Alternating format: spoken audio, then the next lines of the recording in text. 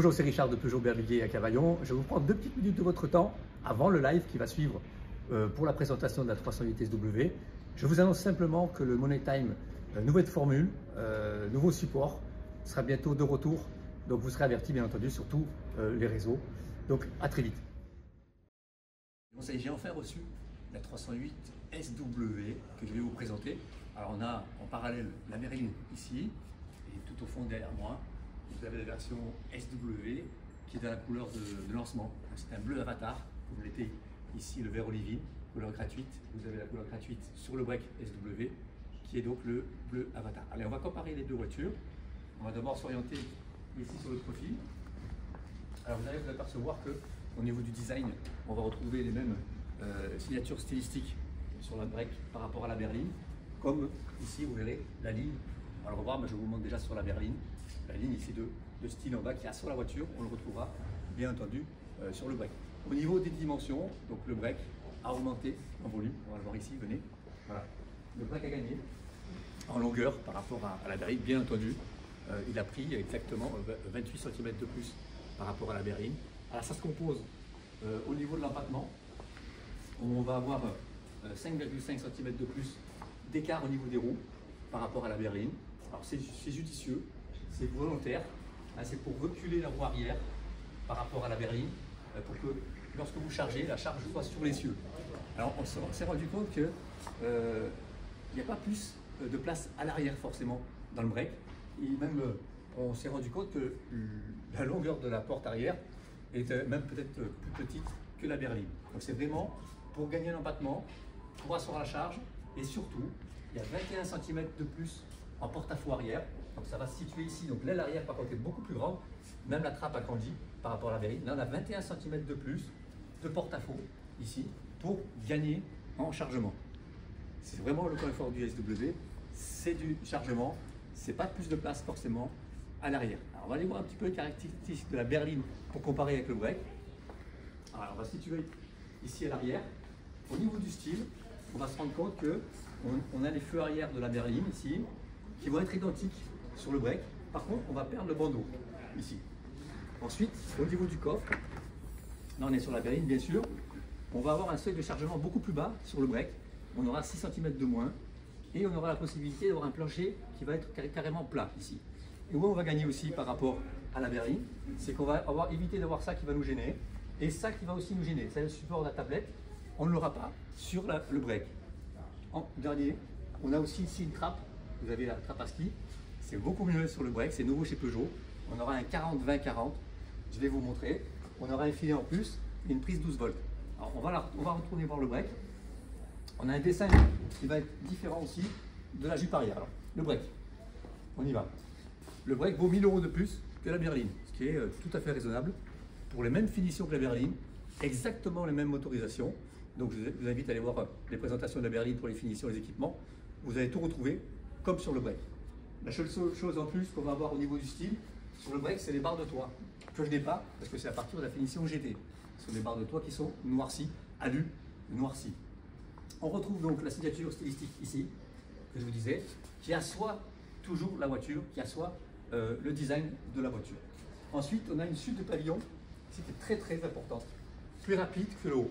Ça c'est encore une fois pour le design, pour rendre la voiture beaucoup plus dynamique. Alors, on vient à l'arrière. On va retrouver, comme je vous le disais, les mêmes feux que la berline, mais on perd le bandeau noir ici. Pourquoi? C'est voulu par les designers pour accentuer le fait que la voiture peut plus charger. Plus de tôle, plus de masse, la voiture peut plus charger. C'est volontaire esthétiquement. Ce qui change aussi, c'est le bas du pare-choc ici. Et retravaillé par rapport à la berline, et bien sûr qui est rallongé. Je vous dis, il y a 21 cm de plus. Ça sert. Le CX du break est inférieur au CX de la berline. La voiture consomme un peu moins au équivalent grâce à ce design ici qui agit comme un déflecteur pour casser le flux d'air, pour améliorer l'aérodynamisme du break par rapport à la berline. Donc tout est vraiment calculé. Sachez qu'en rejet de CO2 en consommation, c'est kiff-kiff avec la berline pour une voiture qui est plus grande et qui fait seulement 50 kg de plus au niveau du poids. Allez, on va voir maintenant le coffre.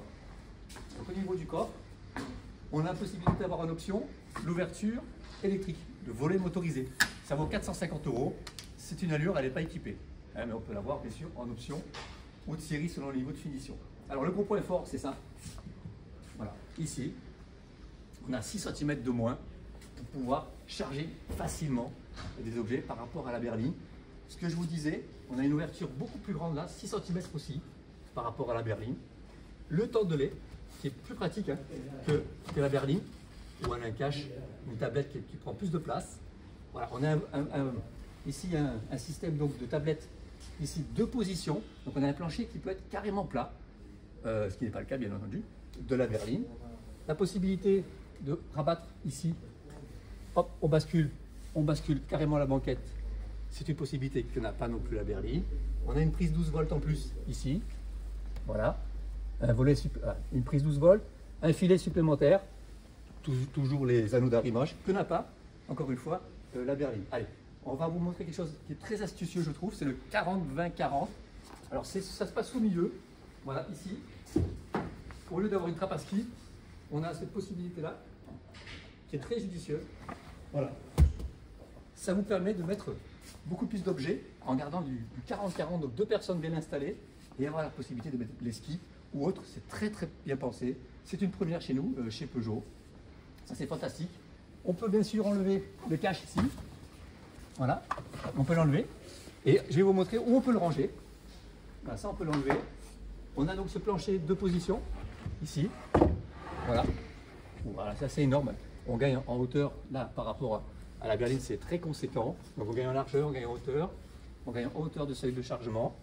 Ce plancher ici, on a une possibilité aussi de ranger. On a un petit rangement là, qui n'a pas la berline bien entendu, ici. Et ce qui est très judicieux, on peut cacher le tandelet. Ici, on enlève. Voilà, on va remonter. Je vais vous montrer. On remonte ça. Et on va ajuster. Voilà, ici. On a la possibilité de ranger le cache. Voilà, là vous avez rangé votre tandelet. Il ne prend pas de place. Et voilà, ça vous fait le plancher plat, ici. Ça, c'est un autre avantage du break. Alors, au niveau des coloris, vous avez la possibilité d'avoir ce bleu avatar, que n'a pas la berline. Par contre, vous ne pouvez pas avoir le vert olivine, c'est évident, par rapport à la berline. Et une couleur supplémentaire qui est le gris platinium. Donc voilà, on a fait le tour du style, on a fait le tour au niveau du gain de chargement. Alors, en ce qui concerne le volume pur, c'est très important, le volume pur. Nous étions sur 411 litres de volume niveau coffre berline. On a 196 litres de plus, donc pratiquement 50% de plus de coffre sur le break. Ça va jusqu'à 1684 litres si on met tout à plat. Et ça va jusqu'à 1,85 m de longueur utile, jusqu'au, par exemple, au diffuseur de clim à l'arrière. Donc toujours, on retrouve toujours les 30 cm supplémentaires que propose le break. Voilà, donc je vous souhaite une très belle fin de journée et à bientôt.